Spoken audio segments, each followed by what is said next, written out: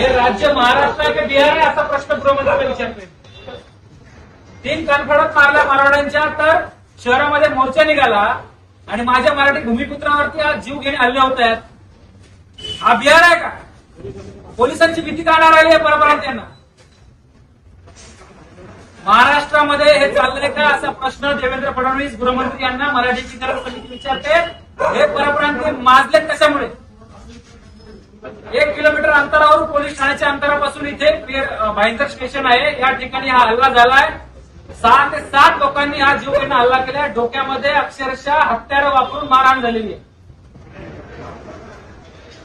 बीडचा बिहार झाला असं म्हणत होतो, आता भाईंदरचा बिहार होतोय का असा प्रश्न आम्हा स्थानिक भूमिपुत्रांना पडतोय. आणि हे परप्रांतीय कोण आहेत? हे गुंड आहेत. यांच्यावरती हत्येचे गुन्हे आहेत. यांच्यावरती लोकांना मारहाणीचे गुन्हे आहेत. यांचे बार आहेत. हे गुन्हेगार आहेत. हे मोकाट फिरतायत म्हणून यांची हिंमत झाली आहे. आज मी या ठिकाणचे पीआय कांबळे साहेब यांना भेटायला आलोय. माझे सर्व सहकारी गावकरी या ठिकाणी जमले आहेत. यांच्यावरती मोका लागला पाहिजे. यांच्यावरती सर्व जे काय गुन्हे लावतात ते गुन्हे लावले पाहिजे. अन्यथा पुन्हा एकदा मराठी मोर्चा निघेल हे मी पोलीस प्रशासनाला सांगू इच्छितोय. आत्ताच 15 दिवसापूर्वी मराठी मोर्चा या मीरा भाईंदर शहरात झालाय. मराठी माणसाच्या हक्कासाठी झालाय. पुन्हा आमच्या मराठी माणसाचा जीव घेताय तुम्ही. मोकाट सोडलाय तुम्ही गुन्हेगार. मोकाट. पोलिसांची भीती राहिली नाहीये. कोणामुळे भीती राहिली नाहीये? हे राजकीय लोक यांच्यावर दबाव टाकतात का पोलिसांवरती? अजिबात चालणार नाही. मराठी एकीकरण समिती हे खपून घेणार नाही. माझ्या भूमिपुत्रावरती हल्ले आम्ही सहन करणार नाही.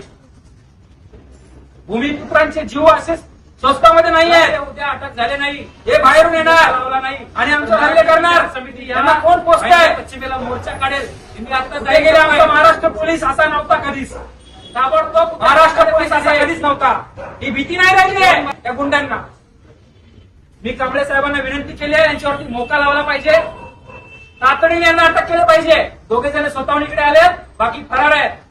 जर हे उद्या अटक झाले नाही, यांच्यावरती मोका लावला नाही तर मराठी एकीकरण समिती या भाईंदर पश्चिमेला मोर्चा काढेल. मी आता जाहीर करतोय. ताबडतोब उद्या अटक झाले पाहिजे. हे जीवन मरणाचा प्रश्न आहे आमच्या भूमिपुत्राचा. हे लाड या शहरामध्ये आता पुढे खपून घेणार नाही. एवढंच बोलतो आणि थांबतो. जय महाराष्ट्र, जय मराठी.